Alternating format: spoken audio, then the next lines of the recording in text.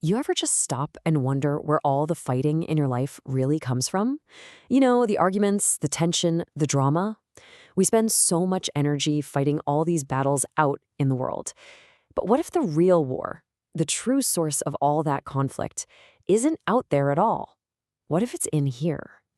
So let me just ask you, straight up, where do your fights come from? No, really think about it for a second. The last argument you had, what was really driving it? Was it actually the other person, or the situation, or was it something deeper? Well, here's the answer we're looking at today. The real war, the one that matters, it isn't out there. It's in here. The source of all our fights, all our arguments, is this nonstop chase for gratification. It's this raging desire inside of us that's completely out of control. And you can actually see how this internal war plays out. It's a simple but really destructive cycle. It all starts with step one. You crave something. Could be anything, respect, money, a certain outcome. Then, boom, step two, you don't have it. And that gap, that frustration, leads right to step three. You fight to get it. This is where the arguments and the anger come from, all because of that unmet craving that's just burning inside. You see, this whole internal state, it's not just you being in a bad mood. It goes way deeper than that. It's really a choice of allegiance. You're either siding with one way of life or another. And making that choice, that's basically a declaration of war. And this leaves out the two sides pretty clearly, doesn't it?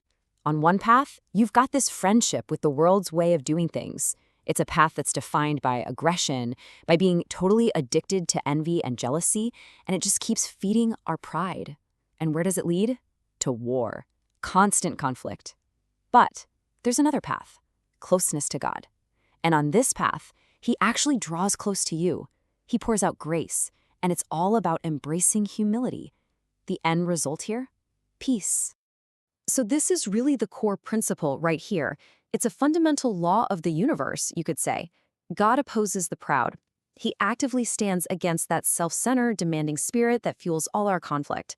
But to the humble, to the one who finally lays down their weapons in that internal war, he pours out grace.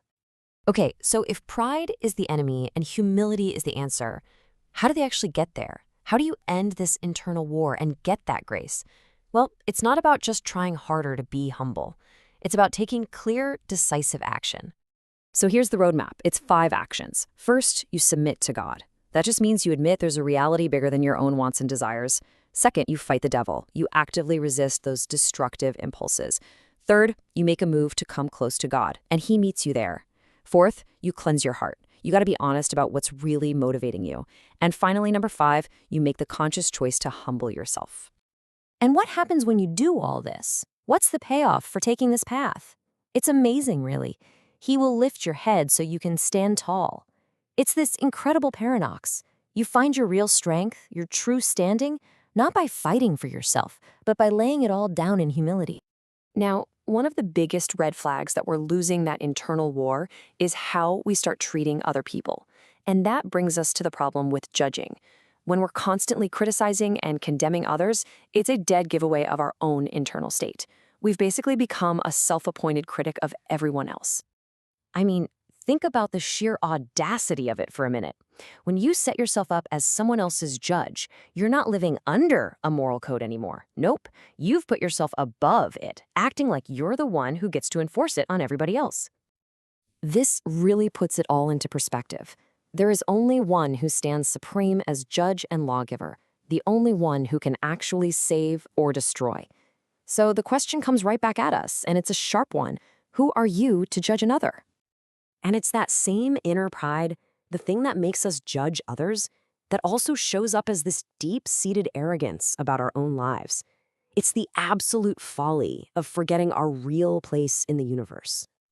And you can hear this arrogance in the way people talk about their plans. It sounds like this. Today or tomorrow, we'll go to this or that city, spend a year there, carry on business, and make money. See that? It's absolute certainty. There's no room for God, no room for the unexpected. It's a declaration of complete and total self-reliance. But what's the actual reality? The reality is you don't even know what will happen tomorrow. Your life, it's a mist. It appears for just a little while, and then it vanishes. Our lives, Our grand plans, our businesses, they're all so incredibly fragile and temporary. And remembering that, well, that changes everything. So, we end up right back where we began, with a question for you.